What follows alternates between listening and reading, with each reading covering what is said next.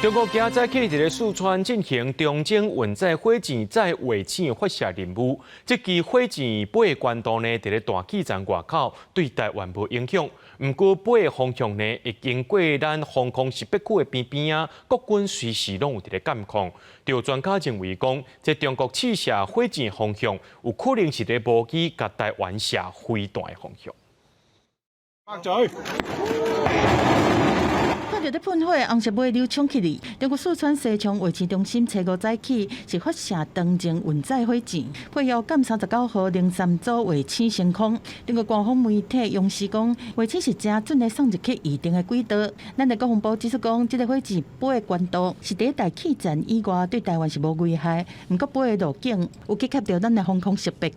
它的飞行路径经过了我们防空识别区的西南边缘。国军运用联合勤监侦的系统，周密地掌握了相关的弹道动态、轨迹等等资讯，适切警戒跟应处。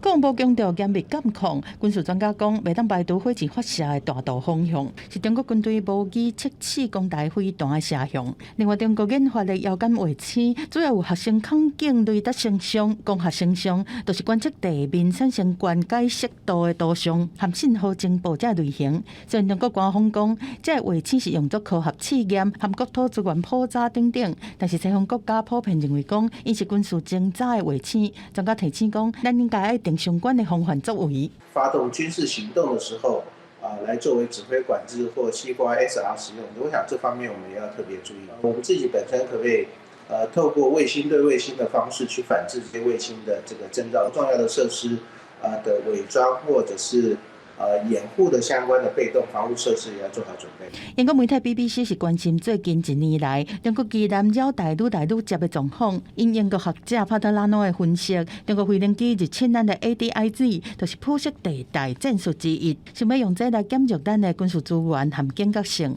美国地壳学者嘛警告，中国若侵台，常态化的中国飞行机侵扰，可能暗砍真正的攻击。记者综合报道。